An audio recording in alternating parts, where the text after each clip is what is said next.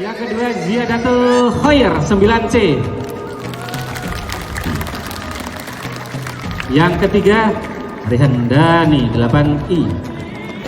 Lanjut Miftahul Jannah Alia 9D. Tias Rahmawati 9C. Juliana 9H. Dan terakhir 8B. Anak-anakku sekalian, kemarin sudah saya sampaikan literasi itu banyak sekali manfaatnya. Di dalam kegiatan ini kalian diajak untuk gemar membaca. Gemar membaca. Setelah gemar membaca, ada di dalamnya berpikir kritis. Kemudian setelah membaca, berpikir kritis, kalian diajak untuk mengulas kembali, mereview apa yang sudah dialami dalam proses membaca itu. Selanjutnya, kalian diminta tanggung jawab. Jaluk tanggung jawab. Apa itu? Menyampaikan di depan forum atau di depan teman-teman yang lain. Ini keterampilan berkomunikasi, bertanggung jawab.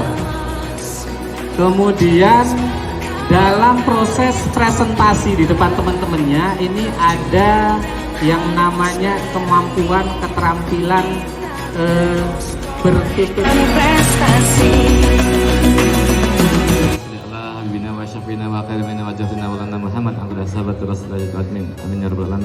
Terima kasih kepada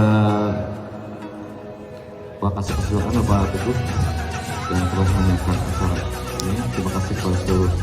Gemar membaca, murid yang pandai rajin membaca, pemimpin besar pasti pembaca.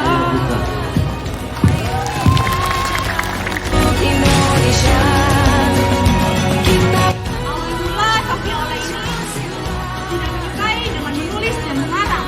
Tapi alhamdulillah Sofi ini mencoba mengarang buku, menulis buku. Lalu kemudian terbitlah sebuah cerita mengenai Azamin Night. Buku Azamin ini adalah buku pertama yang diciptakan oleh Sofi Aulia. Sofi Aulia ini ada nama perannya loh, nama kayak panggilan biasa.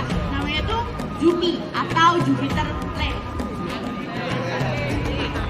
Buku ini tuh diterbitkan oleh Bukune pada tahun 2022. Tepatnya pada bulan Februari. Apa sih isi tentang buku ini? Apakah kalian tahu? Buku ini itu tentang perjodohan di mana Azam dan Jasmine itu Allah Ta'ala, karena karunia-Nya kita semua teman-teman SAK kelas 7, 8, dan 9 masih dapat berkumpul di lapangan dengan cuaca yang cerah ini. Saya ucapkan terima kasih kepada Dewan Juri yang sudah bersedia untuk menilai peserta review gerakan literasi, dan juga saya ingin mengucapkan terima kasih karena pihak sekolah sudah mengadakan program gelas gerakan literasi. Tujuan saya berdiri di sini ialah untuk mereview buku dengan tujuan supaya teman-teman semua dapat mengambil pesan moral dan isi nilai positif yang terdapat di dalam buku ini. Perkenalkan, nama saya Rihandani Pangestu dari kelas 8I sebagai perwakilan kelas 3. Buku yang akan saya review ialah buku yang berjudul Next dari pengarang Ria Ricis. Teman-teman, disclaimer, kita tidak akan membahas mengenai siapa Ria Ricis dan latar belakangnya, tetapi kita akan membahas suatu karyanya yang berjudul Next. Dalam kata maupun kalimat, titik ialah mengakhiri suatu kata. Akan tetapi teman-teman semua, dalam kehidupan, titik berarti berhenti untuk melakukan. Berhenti untuk melakukan. Akan tetapi, titik pasti dilanjutkan dengan sebuah kalimat maupun paragraf yang menandakan bahwa semuanya belum benar-benar selesai. Kita semua tidak harus berhenti pada satu titik, akan tetapi kita harus tetap beradaptasi dengan lingkungan baru, dengan teman-teman baru dan orang-orang baru di sekitar kita. Selanjutnya, setelah memahami arti sebuah titik, buku ini dibuka dengan bab yang berjudul Lautku. Teman-teman semua pasti ada yang menyukai bahkan mengagumi keindahan laut. Di buku ini dibahas mengenai filosofi laut yang kita belum mengetahui di dalamnya seperti apa, dan buku ini dibahas mengenai keindahan laut di dalamnya, arti filosofi laut dalam kehidupan, dan sebagainya.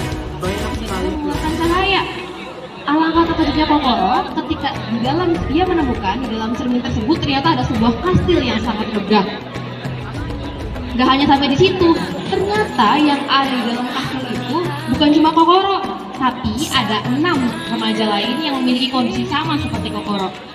6 remaja itu adalah Aki, Fuka, Ureshima, Masamune, dan Subaru.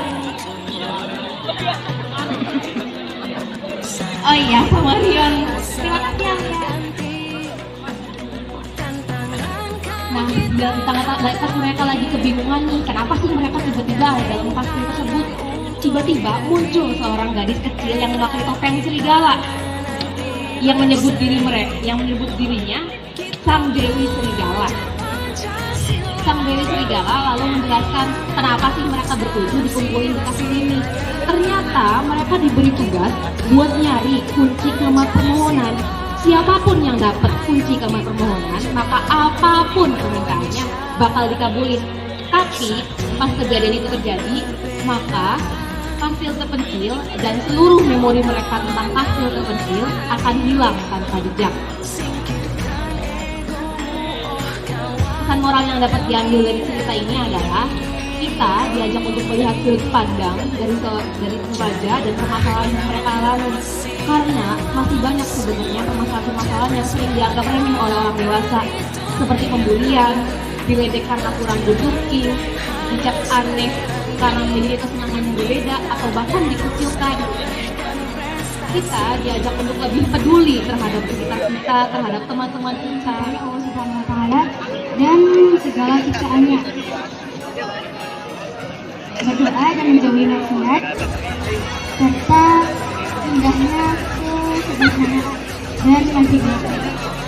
Maksud dari mencintai segala ciptaan Allah Subhanahu wa Ta'ala dengan melestarikan dan menjaga alam yang sudah terkenal oleh ini berjudul Rindu, karya Terelie yang diterbitkan oleh Republika pada tahun 2014, yaitu 3 tahun yang lalu. Buku ini berjumlah 544 halaman. Mungkin kalian yang kurang membaca buku bisa melihat bukunya sangat tidak menarik ya, dengan sampulnya yang kurang berwarna dan juga ketebalan halaman yang sangat-sangat banyak seperti ini. Tapi saya sangat merekomendasikan buku ini karena buku ini berisi menceritakan tentang sebuah perjalanan kerinduan, yaitu kapal besar bernama Blitar Holland, kapal milik Belanda yang melakukan perjalanan haji ke Tanah Suci Mekah selama 9 bulan. Pada 1 Desember 1938, pertama kalinya dalam sejarah Kota Makassar disinggahi oleh kapal besar dan megah pada zamannya. Kapal yang membawa sebuah kerinduan yang menimbun dalam hati. Perjalanan kapal Blitar Holland bukanlah perjalanan yang biasa, karena perjalanan mereka menuju Tanah Suci Mekah membawa pertanyaan-pertanyaan yang ada cerita pilu masa lalu. Ada 5 tokoh di dalam kapal yang memiliki pertanyaan-pertanyaan yang belum terjawab, pertanyaan mereka di masa lalu. Dan pertanyaan itu akan terjawab seiring dengan berjalannya kapal Blitar Holland menuju Tanah Suci Mekah. Dalam buku ini, pertama kali tokoh yang disebutkan adalah Dayang Andepati, seorang pengusaha muda Makassar yang bersama istri dan kedua anaknya bernama Elsa dan Anna. Lalu ada juga Guruta Ahmad Karaeng, yaitu ulama masyhur pada zaman itu. Ada juga Ambo Uleng, seorang mantan pelaut yang menjadi kelasi di kapal Blitar Holland karena dia merasakan patah hati. Lalu ada juga Bunda Upe, lalu Mbah Kakung Slamet dan Mbah Putri Slamet. Di sini juga terdapat Bapak Mangunkusumo dan Bapak Suryaningrat, yaitu dua tokoh pendidikan dari Surabaya. Sebenarnya apa sih isi dan pesan moral yang ada dalam buku ini?